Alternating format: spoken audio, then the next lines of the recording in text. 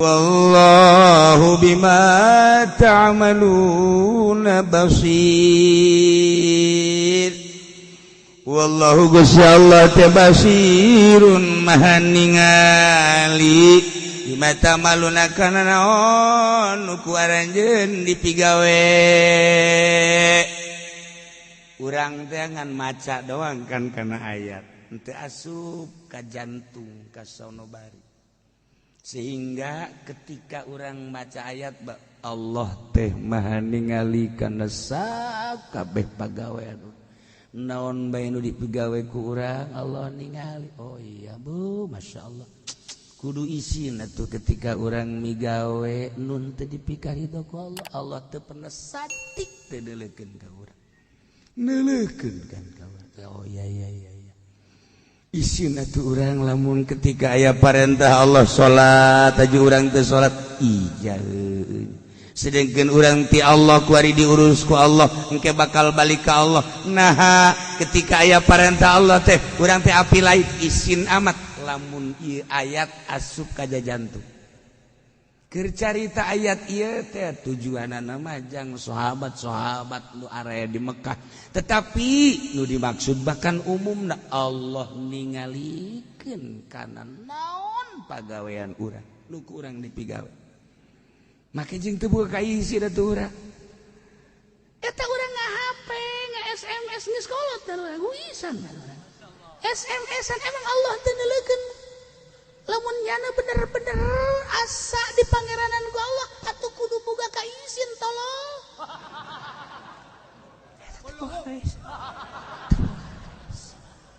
Teu boga kaiz. Ayat ieu teh agar dibahas mah wallahu bima ta'maluna basir. Gusti Allah basirun maha ningali kana pagawean-pagawean nu ku urang dipigawe. Masyaallah, urang salat Allah ningalikeun. Urang ngaji Allah ningalikeun. Haju ningalina Allah mapan lain ku mata, tapi Allah ningali. Nu paling ditinggalikeun ku Gusti Allah kan qalbu urang. Innallaha la yanzuru ila suwarikum walakin yanzuru ila qulubikum. Hate.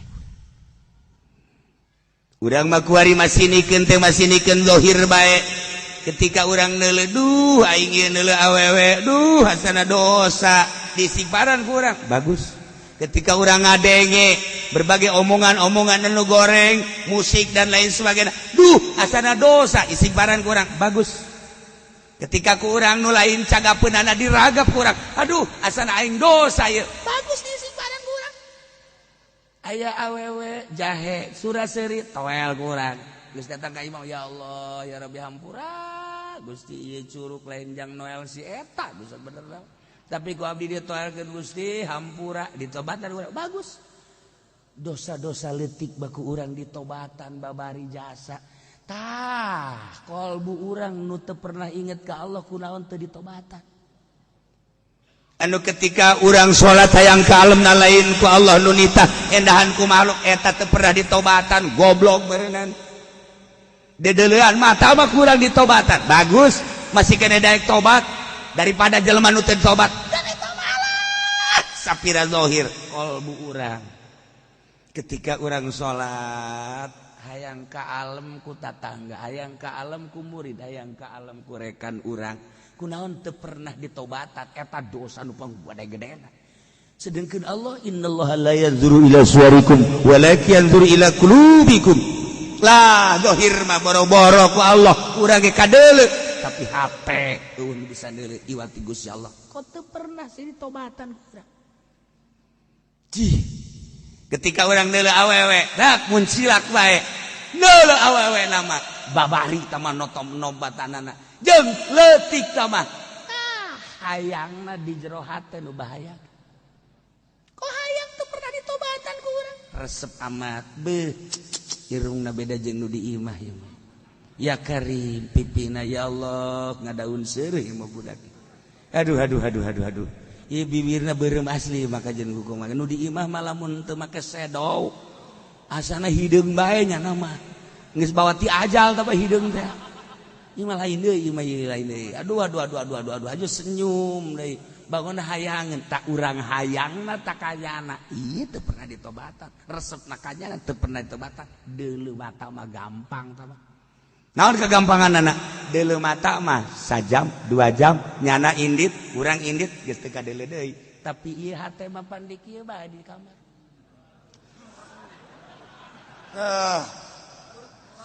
ya Allah aing ngomong mah ya Allah teh budak geulis mah sabaraha poe, sabaraha minggu, sabaraha bulan. Wow. Coba pikir, teu pernah ke urang diopenan di hati. Lamun nyala teu noreko, lamun nyala teu nasaup, ulah ning jawara, ulah ning jelema biasa, ulah ning jelema anu kaya. Kiai nu teu norekat mah moal bisa. Moal bisa. Make udang-udang yang segede ban beca jubah aya awewe kulantaran loba murid haram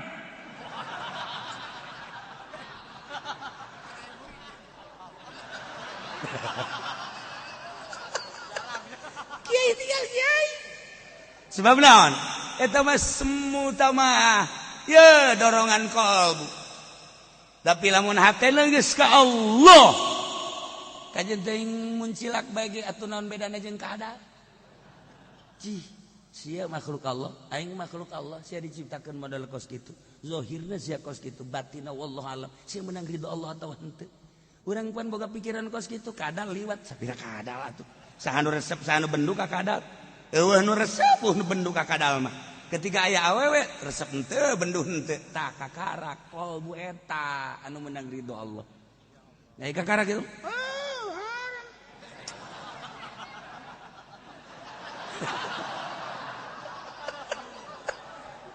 wah bisa eta nu hese eta ngurusan ieu kunaon teu pernah diurusan si kurang kolbu innallaha la yanzuru ila suwarikum walakin yanzuru ila qulubikum ya Allah ya Rabbi hate kurang diantepkeun bae ketika diundang ngariung ka mana ka anu aya saha aya kiai anu moal aing mah salila aya kiai anu kunaon teh diberesan boga panyakit kos kitu Quran aya di nyana hadis aya di nyana tapi aya hahalang aya naonan sia teh ayeuna awewe bisa berpaling ai eta teh pernah diberesan naonan kabawa ka kuburan rugi sia kiai tinggal kiai digencet sia ku kuburan Masya Allah wallahu bima ta'maluna basir ya Allah ya Rabb didelekeun ku Gusti Allah ka mana sia leumpang nyaho sia sabaraha poe deui sabaraha minggu deui tuh deui ku aing geus dipastikeun sia masih kene can beres keneh bae ceuli mah ku urang ya Allah astagfirullahaladzim astagfirullah masalah bagus tapi kolbu ya Allah ya Rabb aya ria aya hasud aya sumah, hubul dunia, hubul jah dan lain sebagainya. Masya Allah kan. Tuh, ini mantap kangjeng Nabi. Wa ainuhu, wa kolbuhu lam yanam. Kolbuna teu pernah sare, matana mah bisa sare. Tuh, wal ainu qad naisat wa kolbuhu lam yanam. Ai mata ieu mah sare, hate mah teu pernah sare. Kunaon teu pernah sare? Zikir ka Gusti Allah terus. Ingat ka Gusti Allah terus baik. Ini abitu Rabbi yutaimuni wa yuskin. Masya Allah. Kuring ngendong di pangeran kaula. Ya Allah, ku Gusti dibere dahar, dibere nginum. Urang mapan bingung. Oh Gusti Allah berarti dibere dahar. Naon dahareuna nya? Inumanana susu apa naon eta? Tah urang makan mikiran kos gitu eta. Oh lain gitu Kangjeng Nabi mah kulantaran teu pernah putus igetan ka Gusti Allah sehingga sare ge inget bae ka Gusti Allah abitu Rabbi terus bae asa gendong di Allah perasaan teh asa jeung Allah bae teu pernah aya jarak antara kaula jeung Allah sehingga diberi kekuatan kaula sakumaha kuatna anu dalalahar padahal kula teu dahar tapi diberi kekuatan kos jelema anu diberi dahar yutaimun wa yuskini teu nginum padahal mah kaula diberi kekuatan kos jelema anu nginum boro-boro sapoe sapeting dua poe dua peting tilu poe tilu peting saminggu kula bakal kuat kunaon ku indahna jeung Gusti Allah tuh henteu pernah kurang tak isi cak kanjeng Nabi lamun poho ka Gusti Allah urang mah keur salat ge teh inget ka Allah keur salat usolli Allahu akbar kabira walhamdulillahi katsiran sendal tadi di mana meuli 1,5 juta karya eta bandrol mangkane kredit dan angin ya Allah iya kana budu iya kana sain ai tas tadi di mana tas ya tas Ghairil maghdubi alaihim. Urang waca Fatihah. Teinget ka Allah. Salat mah teinget ka Allah komo lain salat. Komo lain salat. Ieu tah urang teh ngaji teh urusan rurukunan mah gampang. Rukun wudu, rukun salat lah betakeun sok kitu. Maksudna kos ka itu mah gampang. Hayang ngageserkeun perasaan nu tadina teu wauh ka Allah jadi wauh, nu tadina teu inget ka Allah jadi inget, nu tadina teu nyangkrung Gusti Allah di hate supaya nyangkrung bae. Sebab tadina ti Allah kuari diurus ku Allah engke bakal ka Allah kunaon Allah dipohokeun. Mentak cak Sultan Abdul Qadir wauhkeun kuari keur hirup ka Allah abeh engke ketika di akhirat Allah wauheun ka maneh sebab naon man zakaroni cak Allah saha jelema nu eling ka kaula di loba jelema kuring wauh di nusa anterona wauhna sorangan inget ka kaula inget sorangan cak Gusti Allah geus lamun urang boga perasaan urang sorangan Allah nu kadua urang duaan Allah nu katilu urang opatan Allah nu kalima berarti teu putus jeung Allah engke di akhirat da ge Allah geus wauheun jasa ka urang cak Tuhan Abdul Qadir wauhkeun kuari keur di dunia abeh di akhirat Allah babarieun ka malaikat ai malaikat tuh nu di alam dunia na geus wauh ka aing hijikeun jeung nu warauh deui coba eta ai urang teu wauh ieu teh cenah ieu cak malaikat ieu kiai-kiai teh kiai mana tah oh ieu mah kiai nu sok pohoan ka aing hijikeun jeung nu paroho deui nya kumaha teh mana mun dikitukeun ku urang masyaallah kan tah ieu mah saeutik behelanan wallahu bima ta'maluna basir Allah teh maha ningali karena pagawean nuku urang dipigawe sing isin atuh ketika urang ngalaksanakeun di luar aturan Allah tah lamun urang ge boga ka isin mulai urang hudang ieu teh penting heset deuk heset ge beuh Gusti isin amat ya abdi mewah teuing ngasana ieu abdi lah sapira abdi tapi ieu bu masyaallah ieu naon karangarana kasurna ge hilon ya karim ieu anggelna inwak sabenerna mah melejit bae Gusti ieu inwak teh teuas tapi lesang tapi kan ya teu pantes bernama awak abdi ya Gusti haju naon gara dibagus-bagus kieu ya Allah ya Rabb hampura Gusti tuh kuduna makan gitu urang isuk pageto mah awak abdi teh beureun teh di amparan-amparan acan di jero kubur teu disamakan-samakan acan nah ieu mah aya ieu Gusti tapi ieu mah jangan jaga kesehatan bae hudangkeun abdi Gusti ke jam 1 jam 2 rek tahajud nurutan Rasul nurutan para wali geus bismillah beres hudang teh urang jam 2 duh isin amat ya ku Gusti Allah dihudangkeun meureun ti tahajud gegeran kacai urang asal geus boga isin we mantep tapi lamun can dibere isin ka Gusti Allah hudang jam 2 ka jam 4 sabaraha jam deui berarti 2 jam atuh hok ieu waktu ye ke Gusti jam 4 jam 4 bablas teu isin ka Allah aing kurang kumaha cak Allah mere sehat ka sia aing kurang kumaha dahar we dahar sia dahar bae we sia hayang nginum malah keur ngaji ge kopi dibawa baekan ku sia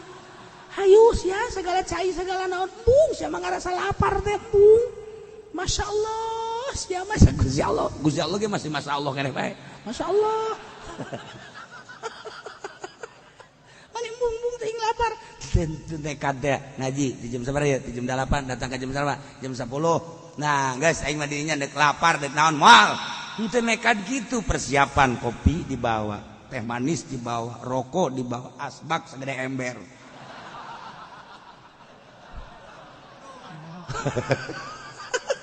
ada kira bener henteu nekat masyaallah karim tombo hati iku ana 5 warnane maca Quran kanggo ruwing maknane kaping done wong alim kumpulane kaping 3 zikir wengi lakonane kaping 4 salat wengi kaping 5 wetenge kudu kaluwe iki tombo ati watu iki mah wetenge gendut bae watu sirama atine ora ditomboni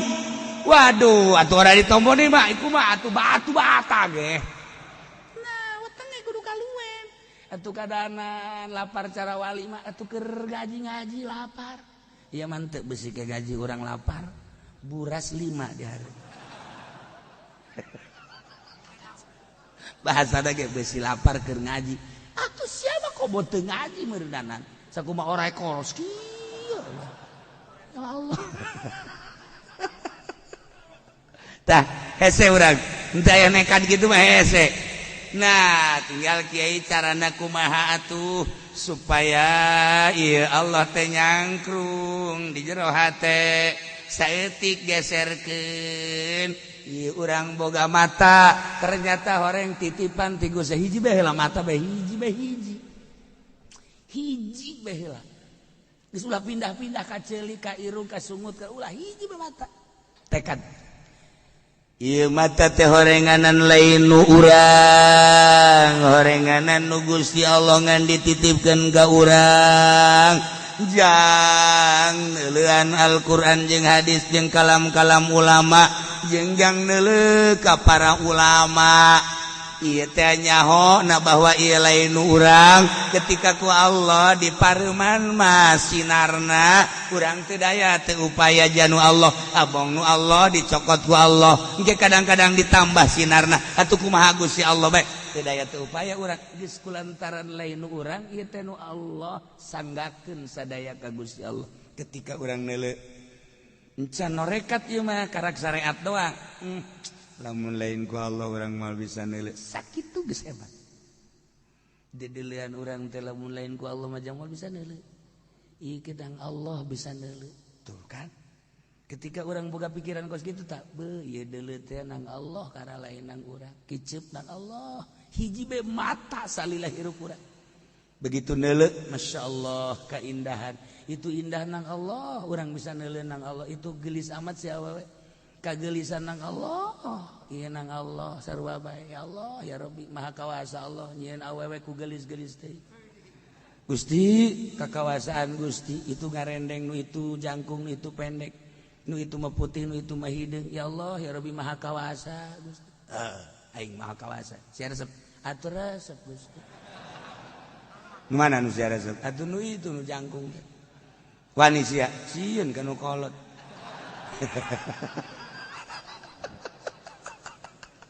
geus eueuh deui ta Allah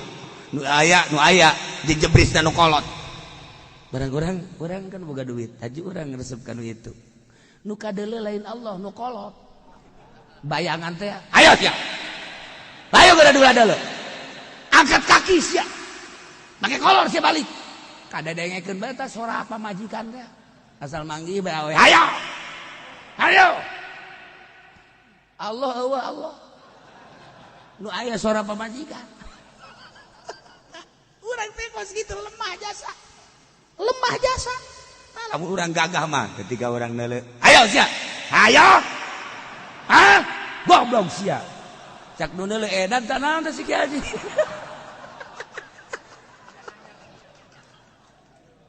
aduh wallahu bima ta'maluna basir keur carita syariatna teh lamun ku Allah teh didelekeun mah atuh moal bisa neuleuh syariat